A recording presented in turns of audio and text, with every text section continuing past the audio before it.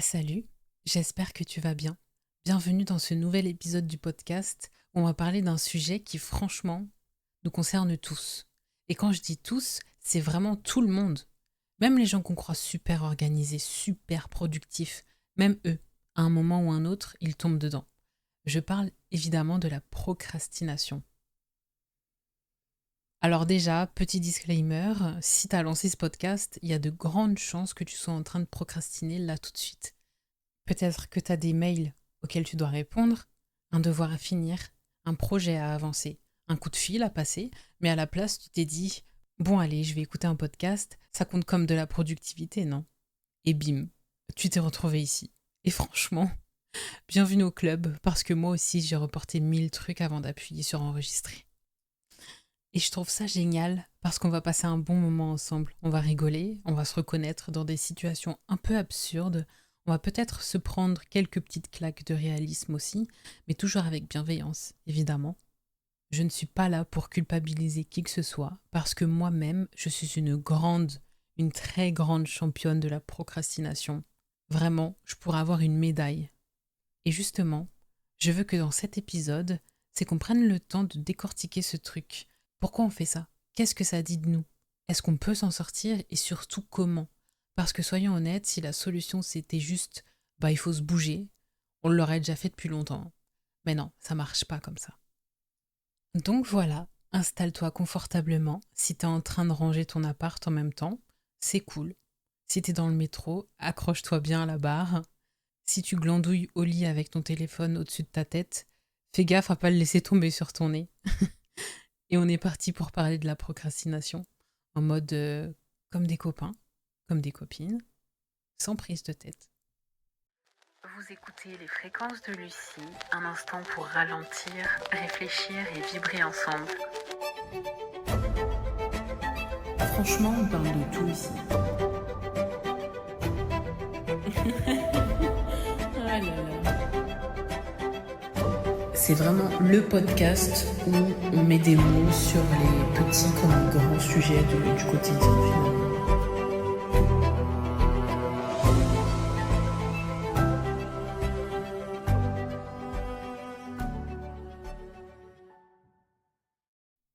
Alors déjà, commençons par le commencement. C'est quoi exactement la procrastination? Parce que c'est un mot qu'on entend partout, mais quand on gratte un peu, chacun a sa définition. Pour certains, c'est juste ne pas faire ses devoirs à temps. Pour d'autres, c'est remettre à demain des choses importantes. Mais en vrai, ça va bien plus loin. La procrastination, c'est pas juste je suis fainéant. C'est un mécanisme qu'on a tous qui consiste à repousser volontairement une tâche alors qu'on sait que ça va nous causer plus de stress ou de problèmes plus tard. C'est ça qui est drôle. On sait pertinemment que si on ne fait pas ce qu'on a à faire, on va le payer après. Et malgré ça, on choisit quand même de le repousser. C'est comme si notre cerveau nous disait « Oui, je sais que ça va être la merde demain, mais franchement là, maintenant, j'ai pas envie. On verra plus tard. » Et si on est honnête, on a tous nos petites stratégies de procrastination. Il y a la procrastination classique. Tu sais, le moment où tu dois commencer un truc et tu trouves soudainement 1000 autres activités passionnantes à faire. Genre, bizarrement, tu dois rendre un rapport, mais tu te dis « Ah mais attends, je pourrais ranger mes chaussettes par couleur, ça fait des mois que je devrais le faire. » Ou encore mieux, et si je lançais une nouvelle série Netflix? Juste un épisode, hein. Et hop, 3 heures plus tard, ton rapport est toujours vide. Et puis, il y a la procrastination productive. Celle-là, elle est traîtresse. Parce que tu fais quand même des choses, mais pas celles que tu devrais faire.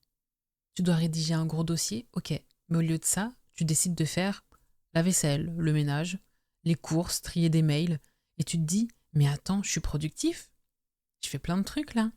Ouais, mais pas le bon truc. Ton dossier, lui, il t'attend toujours. Le pire, c'est quand la procrastination s'accompagne de petites phrases d'auto-justification. Tu te dis, oui, mais moi je travaille mieux sous pression. C'est mon style. Alors ça, c'est le grand classique. Et franchement, qui n'a jamais sorti cette excuse? C'est vrai que parfois, sous pression, on arrive à pondre des trucs corrects, mais en général, c'est pas parce qu'on est meilleur sous stress, c'est parce qu'on n'a plus le choix. C'est la deadline qui nous pousse, pas une mystérieuse superpuissance qui se réveille à la dernière minute. Et d'ailleurs, la procrastination, ça ne touche pas que les grosses tâches lourdes et chiantes. Non, non. Même pour des trucs ultra simples, on arrive à procrastiner. Genre, répondre à un message. Ça prend 20 secondes et pourtant tu te dis « Oh, je répondrai plus tard ». Résultat, 3 semaines après, t'as un message non lu et tu te sens comme le pire pote du monde. Donc, pour résumer, la procrastination, c'est pas seulement je traîne un peu, c'est un mécanisme hyper courant, hyper humain, qui peut aller de je repousse un mail à je mets ma vie entière en pause sur des trucs importants. Et ce qui est fou, c'est que plus on procrastine, plus on culpabilise. Et plus on culpabilise, plus on procrastine. C'est un cercle vicieux et je suis sûre que tu vois très bien de quoi je parle.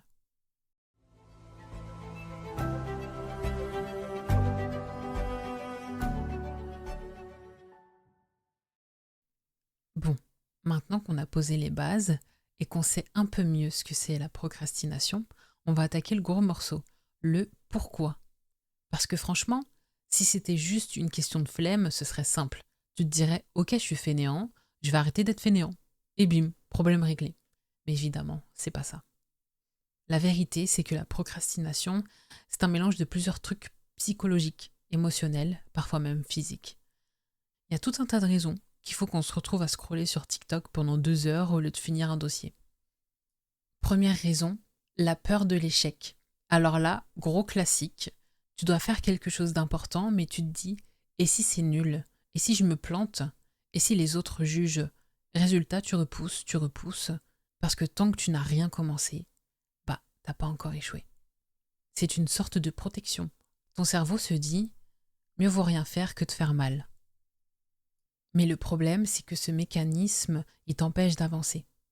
C'est comme si tu restais bloqué au départ d'une course en mode « Non mais je vais courir plus tard, quand je serai sûr de gagner ». Spoiler, tu gagnes jamais si tu pars pas, évidemment. Je me rappelle d'une fois, je devais écrire un mail super important, mais rien que d'ouvrir ma boîte mail, ça me stressait. Du coup, au lieu de ça, je me suis mise à regarder une vidéo YouTube d'un produit de beauté que j'ai finalement jamais acheté, mais pour moi c'était plus facile de regarder cette vidéo que de me confronter à la possibilité que mon mail soit nul. Et à la fin, j'étais juste frustrée et en retard. Deuxième raison, le perfectionnisme. Celui-là, il est lié au premier. Souvent, on procrastine pas parce qu'on est fainéant, mais parce qu'on veut que le truc soit parfait. Du coup, on se dit, je commencerai quand j'aurai l'énergie parfaite, l'inspiration parfaite, le moment parfait, le matériel parfait. Bref, on attend un alignement des planètes qui n'arrive jamais. Tu vois le délire? T'as envie d'écrire, mais tu te dis non, j'attends d'avoir le bon carnet, le bon stylo, le bon café et surtout, je dois être dans le bon mood. Résultat, tu commences jamais. Et c'est fou parce que parfois, on est plus exigeant avec nous-mêmes que les autres. Genre, tu préfères ne pas rendre un truc du tout plutôt que de rendre quelque chose d'imparfait. Mais la vérité, c'est que la perfection, elle n'existe pas. Et même si tu arrives à la frôler, souvent, c'est au prix des nuits blanches, de stress énorme et de cheveux blancs avant l'âge. Troisième raison, le manque d'énergie ou le manque de motivation. Alors celui-là, il est hyper banal, mais faut en parler. Parfois, on procrastine juste parce qu'on est crevé. Notre cerveau, il a une batterie comme un téléphone. Si tu tires trop dessus, au bout d'un moment, ça clignote rouge.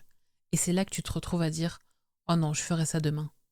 Le souci, c'est que dans nos vies d'aujourd'hui, entre le taf, les études, les obligations, les réseaux sociaux, les notifications qui te bombardent toutes les 2 secondes, notre énergie, elles font plus vite qu'un glaçon au soleil.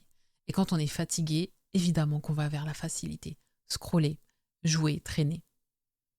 Moi, par exemple, je sais que quand je procrastine, c'est parce que j'ai beaucoup de petites choses à faire, plus ou moins importantes, mais comme j'en ai beaucoup, j'ai pas envie de le faire. Donc je repousse. Et je m'y prends au dernier moment. Comme ce podcast, par exemple, que je suis en train de vous enregistrer. Il est actuellement 2h37 du matin et on est dimanche. Alors oui, j'ai lundi encore. Mais bon, je m'y prends plutôt à l'avance d'habitude. Quatrième raison, les distractions permanentes. Alors là, on a les réseaux sociaux, les applis, Netflix, YouTube. Tout est conçu pour capter notre attention. Et franchement, c'est tellement facile de procrastiner aujourd'hui. Avant, pour éviter de bosser, il fallait carrément sortir de chez soi ou trouver une activité. Maintenant, tu as juste à ouvrir ton téléphone et tu peux t'occuper pendant des heures sans lever un doigt. C'est même plus de la procrastination, c'est de l'hypnose. T'ouvres TikTok juste pour 2 minutes et tu ressors 1 heure après avec une vidéo d'un mec qui dresse un raton laveur. Tu sais même pas comment t'en es arrivé là. Et le pire, c'est que ces applis, elles jouent avec ton cerveau comme avec une console. Dopamine par-ci, notification par-là. Et toi, t'es accroché. Et évidemment, plus c'est accessible, plus c'est dur de se concentrer. Avant, procrastiner, c'était genre, bon, je vais regarder la télé, mais il faut que je m'installe, que je trouve la télécommande, que je mette une cassette. Oui, bon, ça c'est pour les anciens. Maintenant, c'est juste un swipe et c'est rapide. 5e raison, le stress et l'angoisse. Un autre truc qui alimente la procrastination, c'est le stress. Parfois, tu repousses pas parce que t'as pas envie, mais parce que ça t'angoisse. Tu te sens dépassé, tu sais même pas par où commencer et du coup, tu commences pas. C'est comme si tu devais grimper une montagne. Si tu regardes le sommet, tu te dis impossible, j'y arriverai jamais. Alors qu'en fait, si tu regardes juste le premier pas, c'est largement faisable. Mais comme tu vois la masse de boulot devant toi, ton cerveau panique et hop, il choisit la fuite. Et enfin, on a la 6e raison, le faux sentiment de j'ai le temps. Un autre grand classique, se dire qu'on a encore le temps. Oh, c'est pour dans 2 semaines, ça va, je suis large. 2 semaines passent à la vitesse de la lumière et la veille, t'es là en panique, tu te dis mais pourquoi j'ai pas commencé plus tôt? On a tendance à sous-estimer le temps que prennent les choses. Tu crois que ça va te prendre 1 heure alors que ça en prend 3. Et du coup, tu te retrouves coincé. Bref, tu vois, la procrastination, c'est pas juste une question de paresse, c'est un mélange de peur, de perfectionnisme, de fatigue, de distraction, de stress. Bref, c'est un vrai cocktail explosif. Et c'est pour ça que c'est si difficile de s'en débarrasser. Parce que tu combats pas juste une mauvaise habitude, tu combats ton propre cerveau.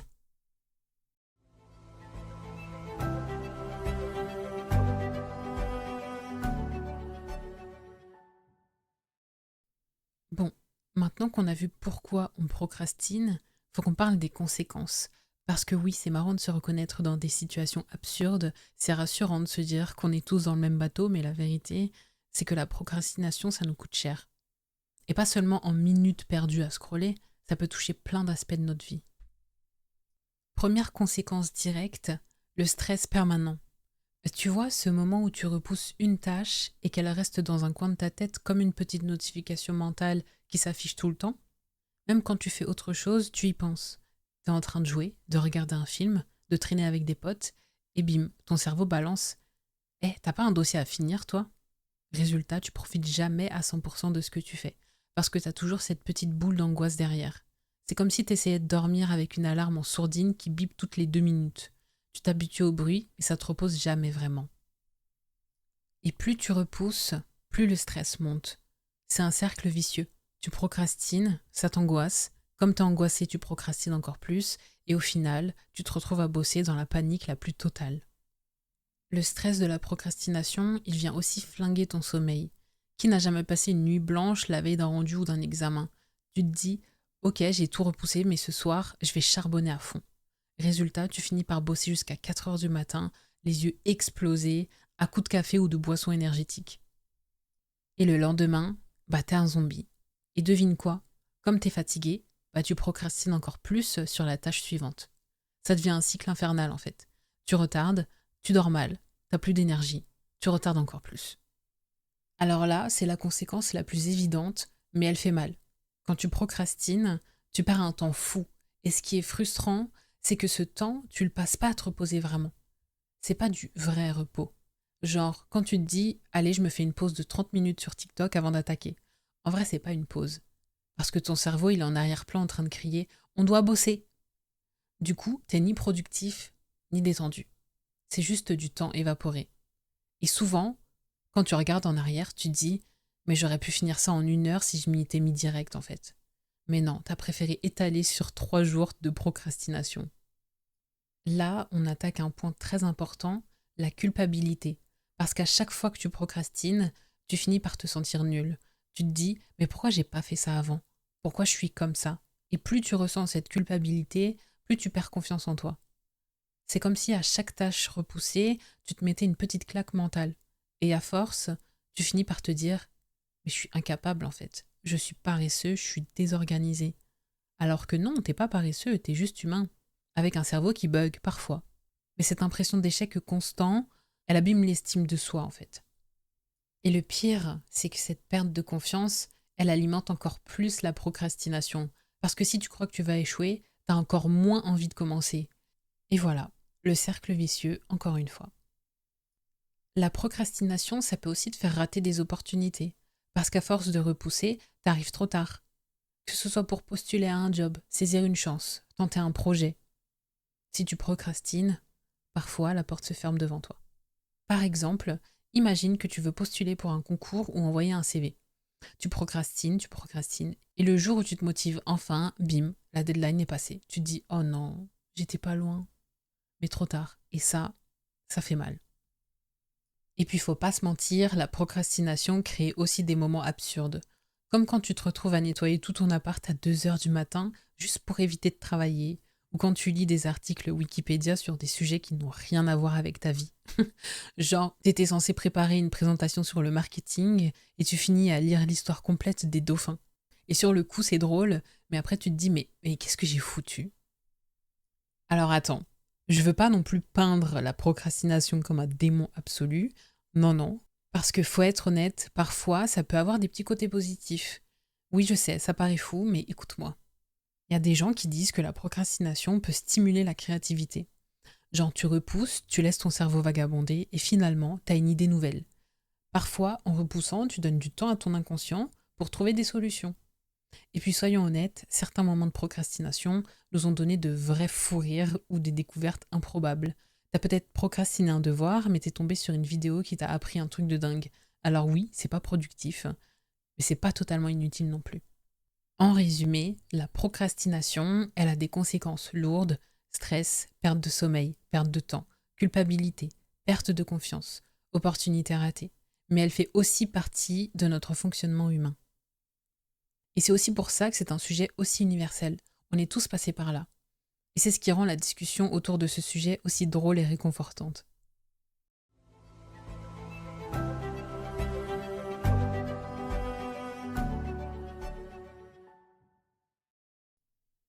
Alors là, attention les amis, parce qu'on rentre dans un terrain glissant.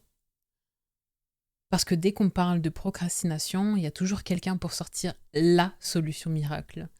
Tu sais, le genre de conseils qu'on lit partout sur Internet et qu'on entend dans les vidéos motivation. Eh bien souvent, c'est du vent. Ou en tout cas, c'est pas adapté à la vraie vie. Donc, ce que je vais faire ici, c'est qu'on va rigoler un peu ensemble en décortiquant ces fausses solutions. Parce que si c'était aussi simple que certains le disent, on serait déjà tous des machines de guerre productives. Et spoiler, c'est pas le cas. Alors, celle-là, c'est ma préférée. Allez, bouge-toi, sois motivé. C'est tout dans la tête. Alors, merci Captain Obvious. Comme si on n'y avait pas pensé. Hein. Si je pouvais appuyer sur un bouton motivation dans mon cerveau, tu crois pas que je l'aurais déjà fait? Honnêtement. La motivation, c'est pas un interrupteur. Hein. C'est un truc hyper variable qui dépend de ton énergie, ton humeur, de ton environnement, de 1000 facteurs en fait. Donc venir dire faut juste se motiver, c'est comme dire à quelqu'un qui a faim, bah t'as qu'à pas avoir faim. Ça n'aide absolument pas. Ensuite, on a le fameux planning ultra rigide. Tu sais, le genre de to-do list où tu te dis 8h je me lève, 8h15 je médite, 8h30 je bosse, 9h je deviens une légende. Sur le papier, ça paraît génial, mais dans la vraie vie, ça dure 2 jours. Parce qu'on oublie un détail, la vie, c'est pas un robot. Tu vas forcément avoir un imprévu, un coup de fatigue, une notif qui t'interrompt, une envie de pause. Et ton super planning parfait, il explose en vol. Et là, tu culpabilises encore plus. Tu te dis, je suis nulle, je suis incapable de tenir un emploi du temps. Alors qu'en vrai, c'est ton planning qui était irréaliste dès le départ. Alors oui, sur le papier, c'est logique. Tu bosses et ensuite tu t'offres une récompense. Genre, si je finis ce devoir, je regarde un épisode de série. Le problème, c'est qu'on est malin. On inverse le truc. Allez, je regarde l'épisode avant, comme ça je serai détendue pour travailler. Résultat, tu te fais la saison entière et ton devoir est toujours vide. Et puis parfois, les récompenses, elles sont un peu disproportionnées. Si je finis ce mail, je m'offre une pause d'1 heure sur TikTok. Et spoiler, tu finis jamais le mail. Alors celle-là, c'est radical. Supprime toutes tes applis, mets ton téléphone en mode avion, enferme-toi dans une pièce vide. Ok, mais dans la vraie vie, c'est pas tenable sur le long terme. Déjà parce que parfois, t'as besoin de ton téléphone pour travailler. Ensuite, parce qu'on vit dans un monde où être coupé de tout, c'est presque impossible. Et soyons honnêtes, même si tu coupes ton téléphone, ton cerveau va trouver autre chose. Il est créatif, hein, ce petit malin. Pas de TikTok? Ok. On va fixer le plafond pendant 20 minutes. Pas de Netflix? Pas grave. Je vais organiser mon tiroir à chaussettes. La distraction, elle n'est pas seulement extérieure, hein. Elle est aussi dans nous. Il y a aussi cette idée que la meilleure façon d'arrêter de procrastiner, c'est de s'y mettre à fond, direct, et de tout faire d'un bloc. Genre, t'as 50 pages à écrire et tu te dis, allez, aujourd'hui, je les fais toutes. Résultat, tu te dégoûtes en 2 heures, tu t'épuises et tu procrastines encore plus le lendemain. C'est comme décider de se mettre au sport en commençant par un marathon. Forcément, tu vas craquer. Et puis, il y a les applis. Qui n'a jamais téléchargé une application anti-procrastination en se disant cette fois ça va marcher. Il y a des applis qui bloquent ton téléphone, des applis qui te font planter un arbre virtuel si tu restes concentré, des applis qui t'envoient des citations inspirantes toutes les heures. Le problème, c'est que l'appli, elle fait pas le boulot à ta place. T'as beau avoir une forêt virtuelle magnifique, si ton dossier est toujours vide, ça change pas grand-chose. Et puis soyons honnêtes, combien d'entre nous ont tenu plus de 3 jours avec ce genre d'application avant de les désinstaller? Alors là, gros danger, parce que tu te compares à des personnes sur YouTube ou Insta qui se lèvent à 5 heures du matin, qui font du sport, qui bossent 10 heures, qui lisent 3 livres par semaine, et toi t'es là, en pyjama à midi avec ton café froid. Et du coup, tu culpabilises encore plus. Alors que ces gens-là, souvent, c'est leur job de montrer qu'ils sont productifs. Toi, t'as une vie réelle, avec des galères, de la fatigue et des imprévus. Donc te comparer à eux, c'est le meilleur moyen de te sentir encore plus nul. Et donc de procrastiner encore plus. Bref, toutes ces fausses solutions, elles partent souvent d'une bonne intention, mais elles ne règlent pas le vrai problème. Parce qu'encore une fois, la procrastination, c'est pas juste question de discipline ou de volonté. C'est lié à nos émotions, à notre cerveau, à nos habitudes. Et pour s'en sortir, faut pas des recettes magiques, faut des stratégies réalistes, humaines, adaptées à nous.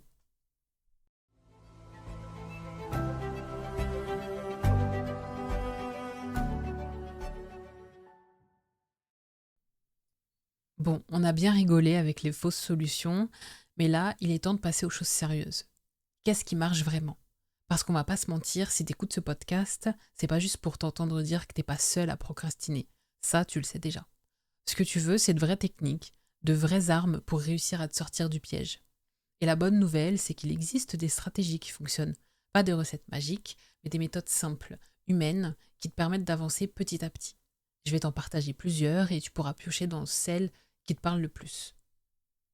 Alors, celle-là, c'est une technique que j'aime beaucoup parce qu'elle est ultra simple et efficace. Le principe, si une tâche prend moins de 2 minutes, fais-la immédiatement. Répondre à un mail, laver une assiette, ranger un truc, envoyer un mail rapide. Si ça prend 2 minutes ou moins, il y a zéro raison de le repousser.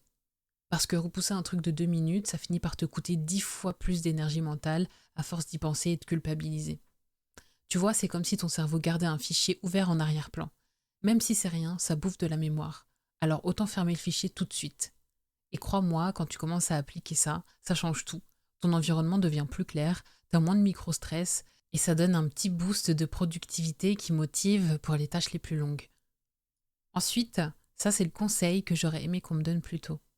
Quand t'as une tâche énorme, ton cerveau bloque parce qu'il veut que ce soit parfait.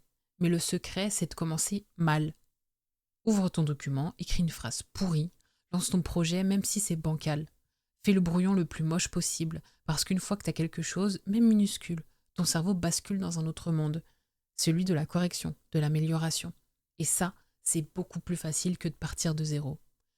Moi, souvent, quand je dois écrire, je me dis « Allez, vas-y, j'écris un truc nul », histoire de lancer la machine. Et bizarrement, au bout de 10 minutes, ça part. Parce que le plus dur, c'est toujours le premier pas. Ensuite, ça c'est un classique qui marche bien si tu l'adaptes. Le principe, tu bosses par bloc de 25 minutes, puis tu prends une pause de 5 minutes. Et tu répètes ça 4 fois, avant de faire une pause plus longue, évidemment. Pourquoi ça marche? Parce que ton cerveau, il aime pas l'idée de bosser pendant 4 heures, mais 25 minutes, c'est rien. C'est comme dire à un pote, viens on marche jusqu'au coin de la rue. Une fois lancé, tu continues sans t'en rendre compte. Et même si tu t'arrêtes vraiment après 25 minutes, t'auras fait un petit bout. c'est toujours mieux que rien. Un autre truc super efficace, c'est de découper. Parce que souvent, on procrastine pas parce qu'on est fainéant, mais parce que la tâche paraît énorme. Écrire un mémoire, préparer une présentation, réorganiser son bureau, ça fait flipper. Mais si tu découpes en mini-tâches, ça devient digeste. Au lieu de écrire un mémoire, tu mets trouver 3 sources, écrire une intro de 5 lignes, faire un plan. Au lieu de ranger le bureau, tu dis juste trier un tiroir. Ton cerveau, il adore cocher des cases. Et chaque mini-victoire te donne de l'élan. Alors ça, c'est une astuce bête, mais puissante. Si tu dois faire un truc chiant, trouve une manière de le rendre un peu plus fun. Mets de la musique, prends ton café préféré, installe-toi dans un endroit sympa. Tu vois, moi quand j'ai une corvée administrative, je me mets une playlist qui me motive. Je prends une boisson que j'aime et je transforme ça en un petit rituel, en gros. Ça reste chiant, hein, évidemment, mais c'est un peu plus supportable. Ton environnement, il joue énormément. Si ton bureau est en bazar, si tu as ton téléphone à portée de main qui clignote toutes les 2 secondes, forcément ton cerveau va zapper.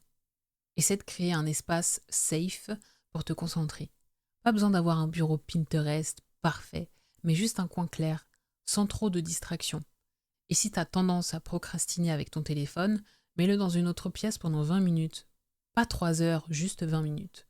Tu verras, c'est déjà énorme. Celle-là, c'est un peu une cousine de la règle des 2 minutes. Tu prends une tâche qui te paraît insurmontable et tu te dis « Ok, je la fais juste pendant 5 minutes. » Mais juste 5 minutes. Et dans 90% des cas, une fois que tu as commencé, tu continues plus longtemps. Parce que le plus dur, c'est de démarrer. C'est comme mettre des baskets pour courir. Une fois que tu es dehors, tu fais ton tour. Alors ça, c'est un point hyper important et on n'en parle pas assez. Souvent, quand on procrastine, on se juge. On se dit « Je suis nul, je suis incapable, je suis paresseux. » Mais plus tu te juges, plus tu procrastines. L'astuce, c'est d'apprendre à être bienveillant avec toi-même. De te dire « Ok, j'ai procrastiné, c'est humain, c'est pas grave. Je vais juste reprendre petit à petit. » Parce que si tu te flagelles, tu rentres dans le cercle vicieux de la culpabilité. Alors que si tu t'encourages comme tu le ferais avec un pote, t'avances beaucoup plus facilement. Un mantra qui aide beaucoup aussi, c'est « mieux vaut fait que parfait ». Parce qu'attendre que ce soit parfait, ça veut dire souvent ne jamais finir. Alors que même un truc imparfait, au moins il existe. Tu peux le corriger, l'améliorer, le partager.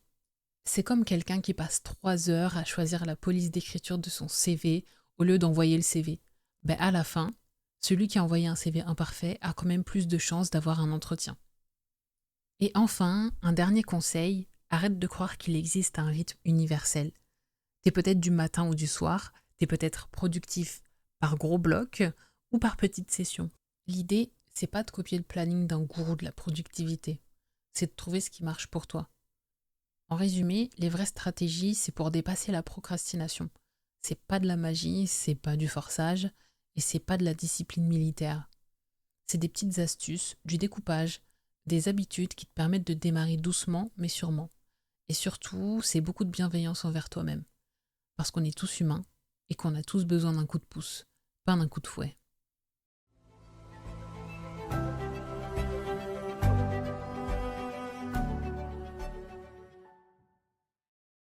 Bon, on arrive à la fin de ce long épisode sur la procrastination. Et si t'es encore là, bravo. Ça veut dire que t'as pas décroché et que t'as pas ouvert TikTok en douce. Ou alors que tu procrastines autre chose, encore plus relou en m'écoutant. Et dans ce cas, mission réussie. Ce que j'aimerais que tu retiennes, c'est que la procrastination, c'est pas une fatalité. Et surtout, c'est pas une preuve que t'es nul, paresseux ou incapable. C'est juste un fonctionnement hyper humain, un mécanisme de ton cerveau qui, parfois, veut te protéger, mais qui te met des bâtons dans les roues. On a vu pourquoi on procrastine, les conséquences que ça peut avoir, les fausses solutions qui servent à rien, et surtout les vraies stratégies que tu peux utiliser. Et la clé, c'est pas de vouloir tout révolutionner d'un coup. Commence petit, applique juste une astuce, teste-la, vois si ça marche pour toi. Et petit à petit, tu vas prendre le dessus. Rappelle-toi, mieux vaut commencer mal que ne pas commencer du tout. Mieux vaut fait que parfait. Et surtout, sois bienveillant avec toi-même. Si tu écoutes ce podcast en ce moment, pourquoi pas profiter de ce petit élan pour lancer une tâche que tu repousses depuis longtemps, même 5 minutes. Juste histoire de dire « Ok, j'ai commencé ». Ça peut paraître minuscule, mais crois-moi, c'est comme ça que les choses avancent. Et pour finir, je voudrais que tu te rappelles d'un truc important. On est tous dans le même bateau. Même les gens qui semblent hyper productifs. Mais ils procrastinent eux aussi. La différence, c'est pas qu'ils n'ont pas ce problème, c'est qu'ils ont trouvé leur propre technique pour avancer malgré ça. Et toi aussi, tu peux trouver les tiennes. Donc voilà, j'espère que ce petit voyage ensemble autour de la procrastination t'a fait sourire, réfléchir et peut-être te motiver un peu. Merci d'avoir passé ce temps avec moi et surtout, prends soin de toi, avance à ton rythme et n'oublie pas, tu peux repousser beaucoup de choses, mais pas le fait de croire en toi. Bon courage pour toutes ces petites tâches que tu remets toujours à demain. Cette fois, peut-être que ce sera aujourd'hui. C'était les fréquences de Lucie.